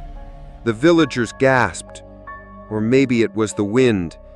And then the mirrors cracked across the entire village. Every surface, every pond, every window split. And for the first time in decades, everyone saw what they really were. Not themselves, but echoes, costumes, shells of memory worn too long, and they began to scream. Thomas turned and ran. He didn't stop until he reached the woods, didn't stop until the village was behind him, didn't stop until the stars returned to the sky. And when he finally looked back, Drajika was gone. No fire, no smoke, no sound, just trees, as if the village had never been there at all. But he still carried the mask, still held it in his hands, and deep inside the bark, something still breathed. The fog had changed. It no longer clung to the ground or drifted in wisps like breath on glass. It now hung thick in the air, unmoving, as if the world had inhaled and forgotten how to exhale. Thomas walked through it, not because he chose to, but because there was nowhere else left to go. Behind him, the village of Dragzika had vanished, swallowed not by fire or flood, but by unbeing. It was no longer forgotten. It had erased itself, and Thomas was the only one who remembered. The trees stood tall and still as bones. No birds, no wind, no sound. Only the soft crunch of twigs beneath his boots and the steady thud of his heartbeat, a metronome in the silence. He carried the unfinished mask in one hand. Its bark had started to darken, thicken. It pulsed faintly, like something trying to hatch inside. He tried not to look at it, because each time he did, it looked back. The fog thickened. Thomas followed the old path, or thought he did. It was hard to tell anymore. Everything blurred at the edges, like the forest had been redrawn by someone half asleep. Shapes came and went. Twisted trees, hollowed stones, footprints that led in spirals. And then, a voice. High, soft, familiar. "Papa." He froze. The word echoed strangely, not in space, but in memory. He turned. There, in the fog, a small figure stood barefoot on the moss. A child, still, calm, holding something behind her back. He stepped forward. The fog receded just enough to reveal her face. It was Marika, but not as he remembered her. Her face was almost right. The hair, the dimples, even the spar above her eyebrow from when she fell off the fence. But her eyes, they weren't hers. They were hollow, bottomless, like windows into someone else's grief. "Marika?" he whispered. She smiled, not cruelly, not kindly, just perfectly. "You said my name, so I learned it." He stepped closer. Tears filled his eyes. "I wanted to remember you." She nodded. "And I wanted to become someone you'd never forget." He dropped to his knees. "I'm sorry," he said. "I didn't know. I didn't understand what it would do." The fog curled around them like a blanket of smoke. Marika tilted her head. "Do you miss me?" "Yes," he said. "Every second." "Do you want me back?" He hesitated, then whispered, "Yes." She held out her hands. In them was a mask, finished now, small, pale, carved from the same bark as his own. It had her face, his daughter's smile, his daughter's eyes. "Then wear me," she said. Thomas stared. The mask trembled in her hands, alive, waiting. "I can't," he said. Why? Because you're not her. She blinked. For the first time, she looked confused. But I remember her. I know, Tomas said softly. But remembering isn't the same as being. She lowered the mask. Then, who am I? A long silence. Tomas looked at the fog swirling around them, dense with forgotten faces, lost names, generations of silence. He said, "You're the thing we made, a child left without a name, a sin never mourned, a hunger dressed in grief." He stood. "You're what happens when memory is buried alive." She stepped back. The fog pulled tighter around her. "Then I will become her completely." Tomas shook his head. "No. You can wear her face, speak her voice, but you'll never feel what I felt." "Why not?" "Because you were never loved." The fog recoiled. Marika's face twisted, not in rage, but in something deeper, a grief too large for her small form. "I tried. I watched. I learned. I remembered." "I know. Isn't that enough?" Tomas stepped forward and knelt before her. "No. But it's not your fault." She began to cry, but the tears were not water. They were ash. They trailed down her cheeks and turned to dust in the air. The forest darkened. The ground pulsed. From the soil behind her, a mound began to rise, slowly, forming a crude shape. A wooden cross split down the center. Tomas approached it. It was old, broken. Faint marks had been carved into it once, now weathered away. The grave. The original grave. Unmarked. Unmourned. Forgotten. Until now. He knelt beside it. He placed the mask, hers, the one she offered, gently on the mound, and he said her name, once, clearly, softly, Marika. The wind returned, slow and warm.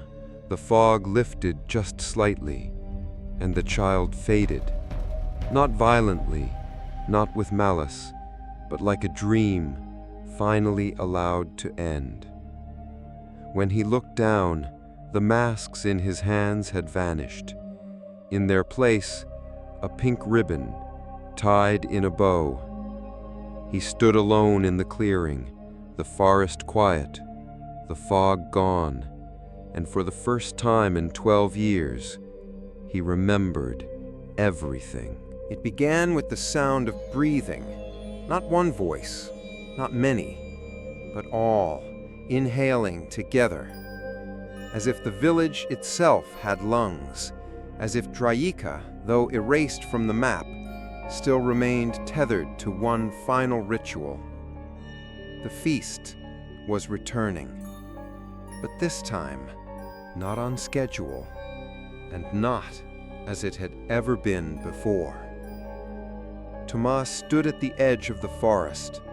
The fog had thinned, but the air was heavier, humid with memory, weighted by something older than guilt. He no longer carried a mask, only the pink ribbon still tied around his wrist. It fluttered slightly in the wind, and beneath it, the skin burned, not from heat, from remembrance. The path to the clearing was no longer hidden. It had opened itself. No branches to push away, no roots to trip on, just a soft, downward slope, like the forest was bowing before him. He walked slowly, each step resonating with the low hum of voices unseen. There were no birds, no insects, no other sounds except that constant collective breath, waiting. The clearing was larger now, wider, deeper, boundless. Where once it was a circle tucked between trees, it now stretched like a canyon, a vast depression in the earth ringed with blackened stumps, where trees had either been felled or fled. In the center, the table. But not the same one. This table had grown. It pulsed faintly. Its wood glistened as though wet, though no rain had fallen. And its surface was not carved with symbols. It was carved with faces. Hundreds, maybe thousands. Each one screaming silently, each one frozen in the moment they forgot who they were. The chairs were already filled. Not 24, not even 100. Countless. An army of masked figures, seated in perfect silence. Their masks were no longer handmade.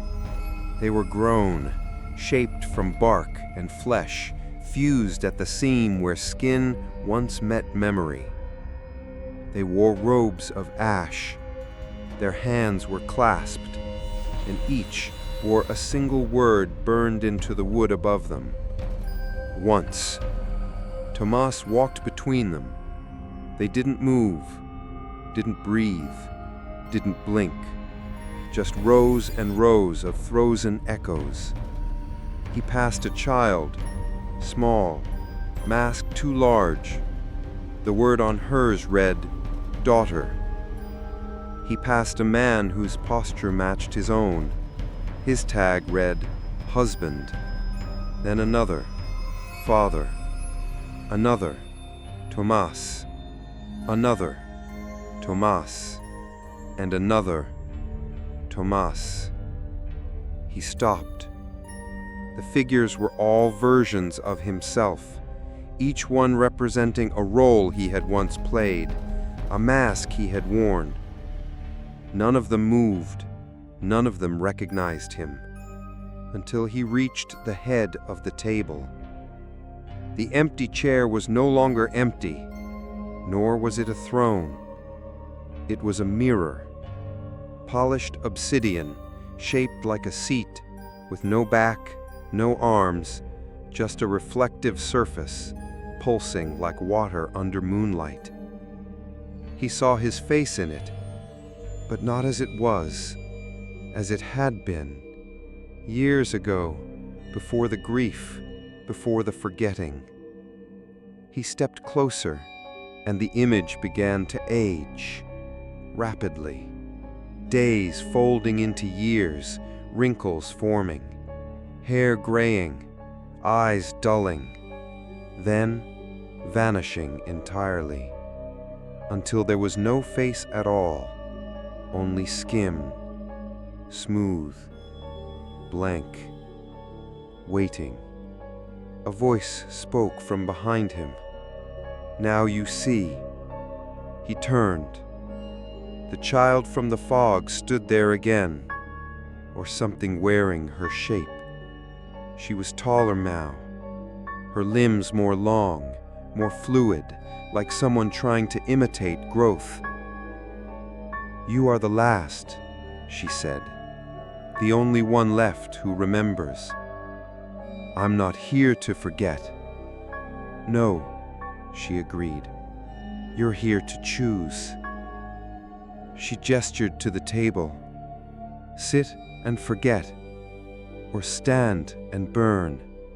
One ends the cycle, the other ends you. Tomas clenched his fists. The ribbon around his wrist fluttered wildly. He stepped forward. The chair, the mirror, shimmered. Reflections rippled across its surface. Elena's face laughing, Marika at the riverbank. The old cottage lit by firelight. Soft music, bread on the table, laughter. then the river, then the drowning, then silence. He looked back at the girl. "You remember everything I do." She nodded. "Then you know what I have to do." "Yes," she said, "but I hoped you wouldn't." Tomas took the ribbon from his wrist. He laid it across the seat, then turned away. He did not sit. He did not forget. He walked to the end of the table. He reached down and set fire to the root. The flame did not roar. It whispered, like breath across bone. It spread slowly, patiently. The table moaned. The faces carved into it began to move, their silent screams deepening, mouths widening, as if the act of burning was giving them back their voice. The masked figures did not fight it. They sat still. As the flames reached them, their masks cracked, fell, and underneath, there were no faces, only light, only names, spoken out loud for the first time in generations. Tomas stood at the edge of the clearing as the feast burned. He did not weep. He did not speak. He only watched until the forest began to shift, the trees returning, the roots withdrawing, the breath finally released. And when the last flame died, the table was gone. So were the chairs. So were the masks. And so was she. He walked back through the woods. Dawn met him at the edge. The fog did not follow. And for the first time in 12 years, he felt alone, but not in despair, in peace. Because now, there was nothing left to forget. After fire, there is silence, not peace, not rest, just the absence of movement. And in Dragishka, or what remained of it, silence now grew like moss on the bones of the earth. Tomas wandered its remains. There were no roads, no signs, no homes, only fragments, a spoon buried in dirt, a rusted bell hanging from a tree limb, a patch of scorched soil where the chapel once stood. He should have felt victory. He had burned the table, broken the cycle, refused the forgetting, but instead he felt hollow, not like something had been taken, but like something had been made empty. Memory is not meant to be held all at once. The mind survives by forgetting the unbearable. But Tomas had remembered everything, and now everything remembered him. He walked with no destination. He slept without dreaming.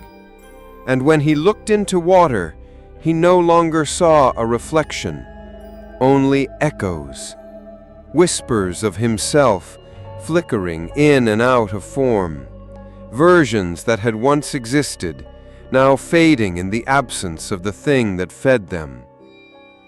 The forgotten one was gone, but it had left something behind, a silence that stretched, not just across the village, but inside him.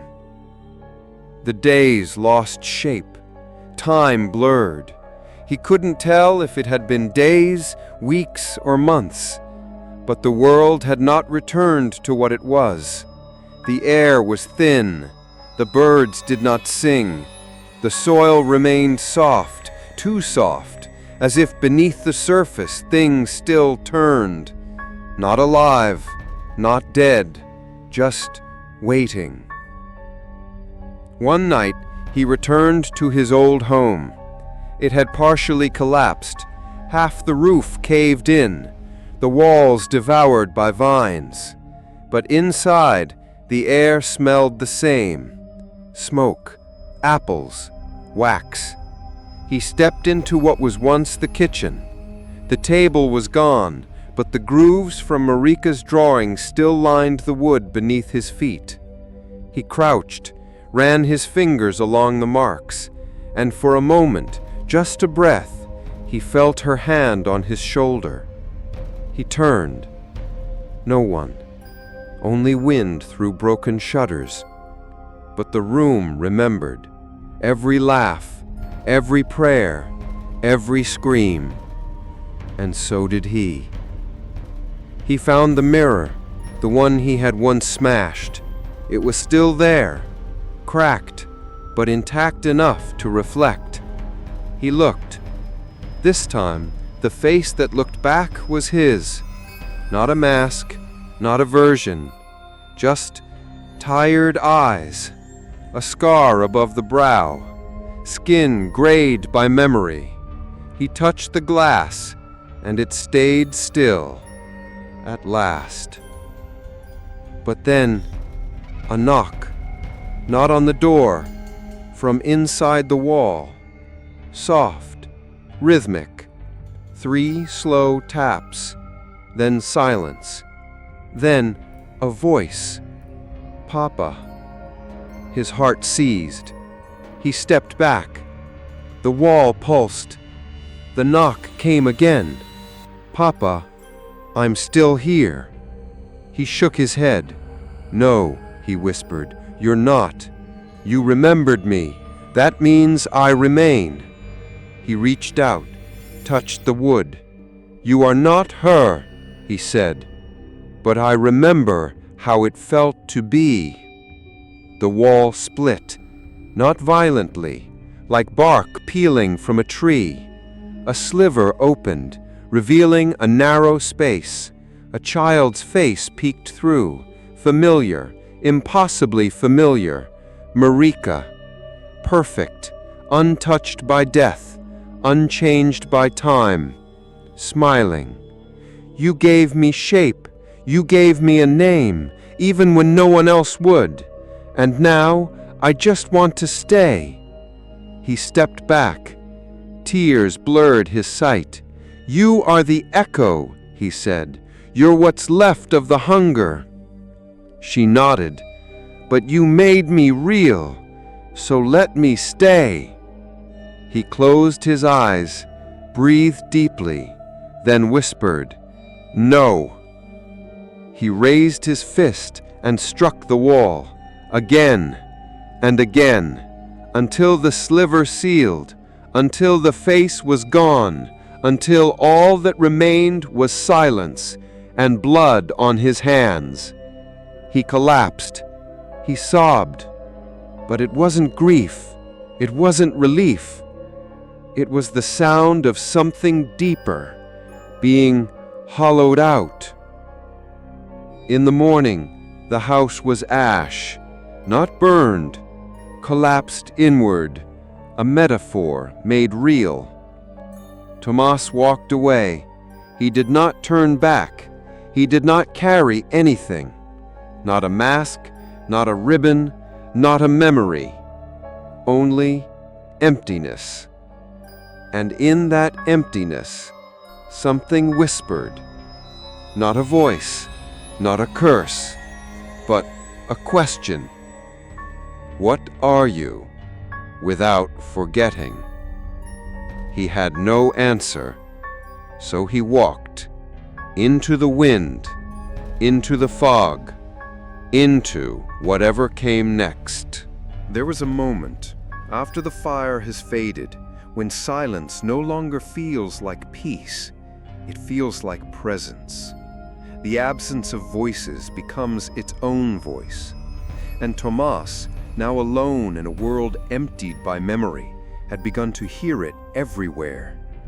Not as sound, but as awareness. The trees turned when he passed. Shadows gathered where he paused too long. The ground grew soft beneath his feet, as if rejecting the weight of someone who remembered too much. He had not been cursed. He had not been possessed. But he had become something far worse. A man who remembered everything in a world built to forget. He had wandered for days, weeks perhaps. The forest no longer gave him hunger, thirst, or pain, only repetition. The same trees, the same moss, the same twisting trail, until, one night, beneath a black sky starless and wet, he came upon a place that did not belong in this world. A chapel, but not of stone, of bone. Its walls were ribs, long, hollow, curved upward into an arch like the remains of some buried god. Veins of ash and roots bound them together. The floor was wet bark. The altar was a skull, not human, not animal, but something with too many sockets, none of them eyes. And behind it stood a shape. It had no form at first, only presence, like the pressure behind the eyes when a migraine arrives. Then slowly it became a man, then a child, then a woman, then him. Tomas looked into its face, his face, and spoke. "I know what you are."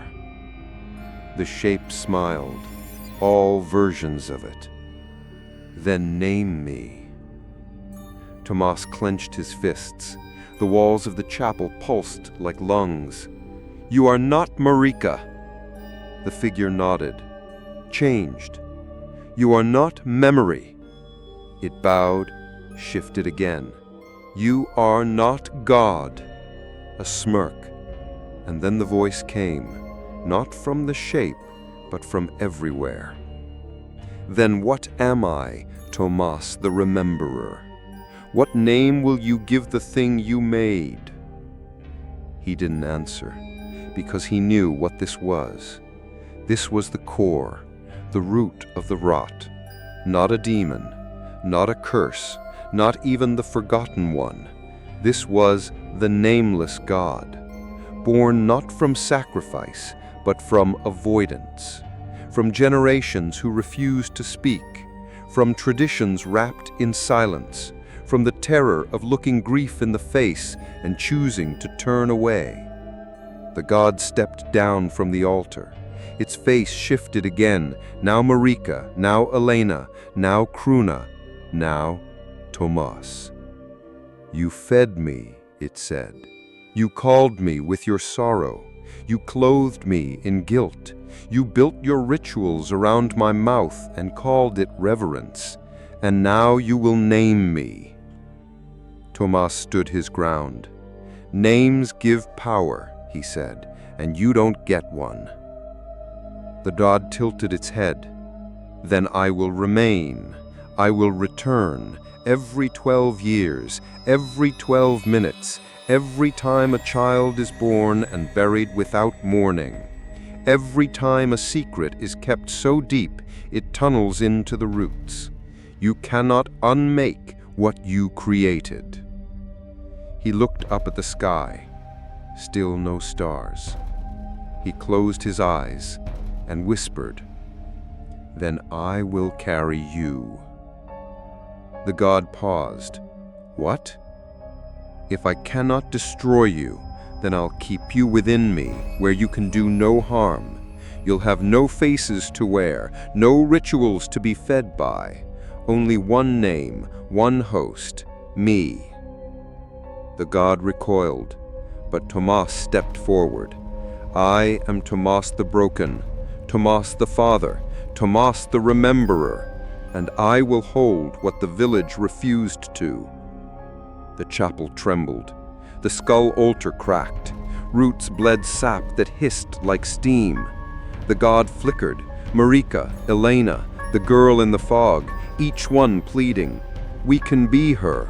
We can give her back. We can let you forget." Tomas whispered, "I don't want to forget her. I only want to remember her rightly." He reached into his pocket. The ribbon still remained. He tied it around his own throat, tight. not as a noose, as a seal, a reminder, a name. The god screamed, not aloud, inside him, a worthing, squirming scream that clawed at the edges of his soul, but it found no purchase, because he had remembered too much to be unmade. And in that remembering, he became its vessel. The chapel fell silent, the forest stilled, and Tomas opened his eyes. He was alone. The god had no name, but it had a home now, inside the last man who remembered. The road into Drazika was gone. Not overgrown, not washed away, just absent, as though the land itself had decided the village never existed. And for most of the world, it hadn't. No signs pointed toward it, no stories told its name, no maps bore its mark.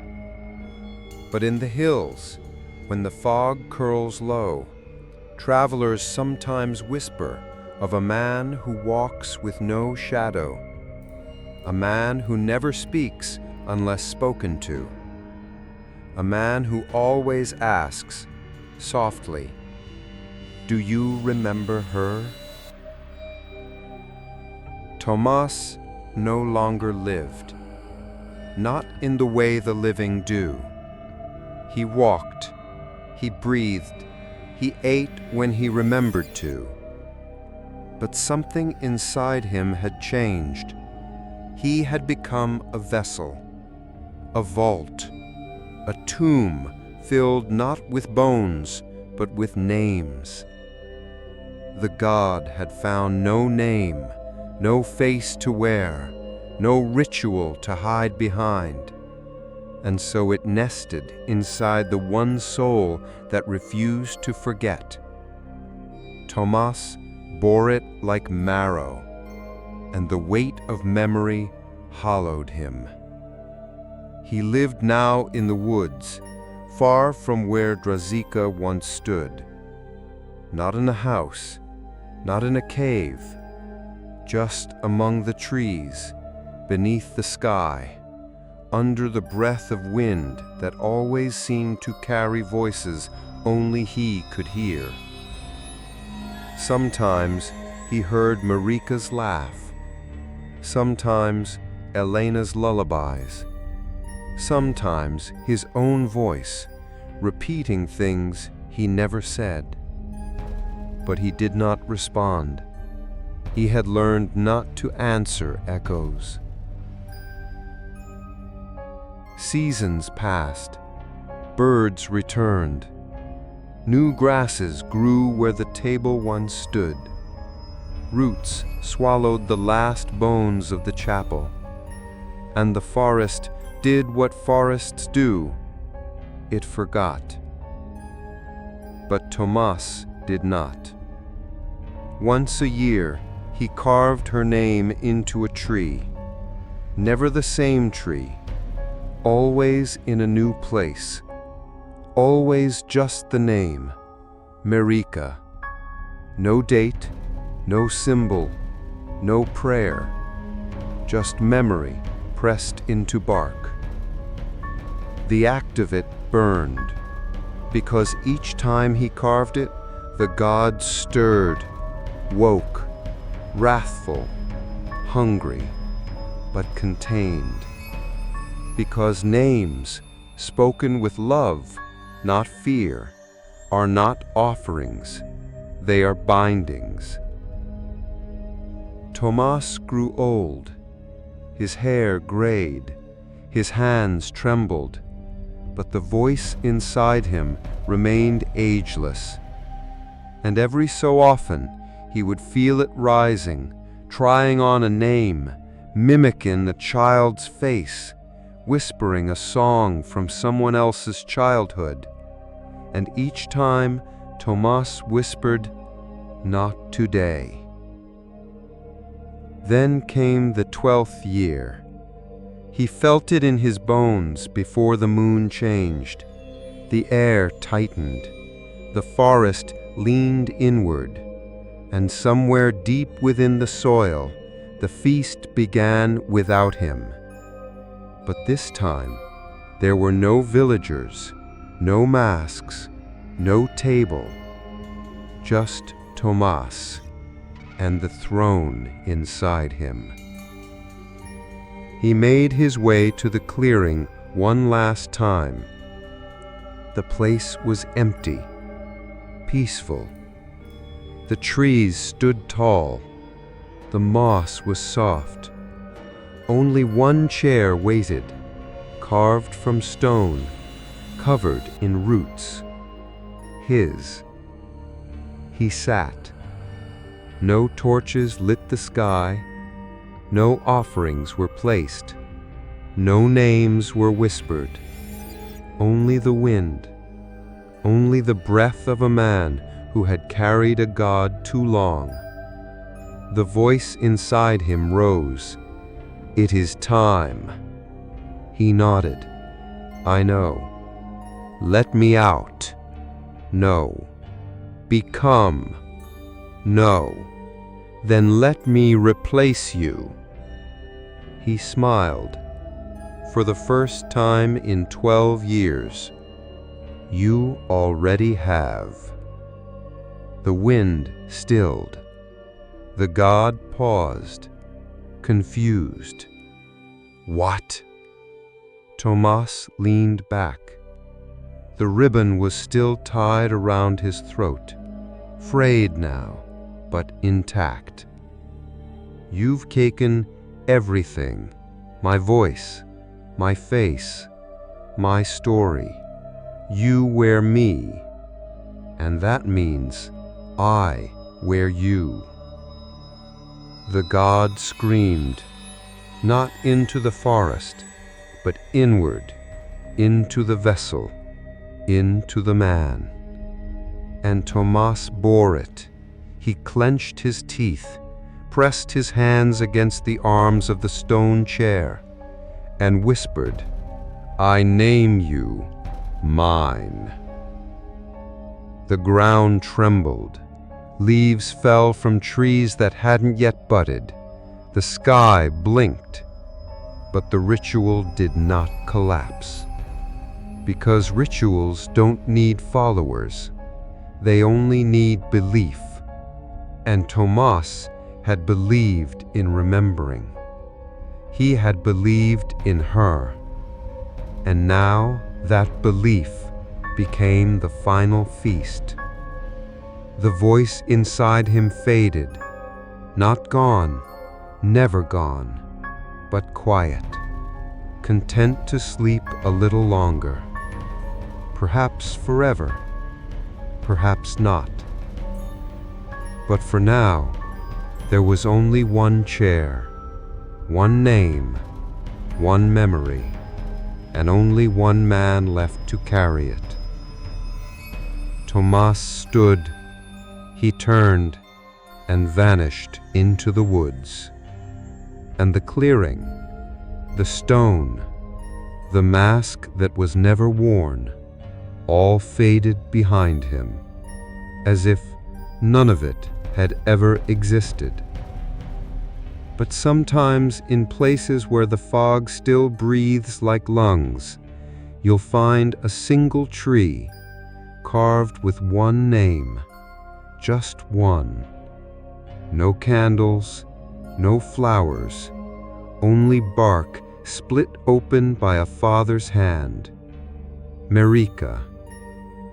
And nearby, if you listen carefully, you might hear footsteps, soft, slow, not hunting, not haunting, just walking. As if someone is still trying to remember the world back into being.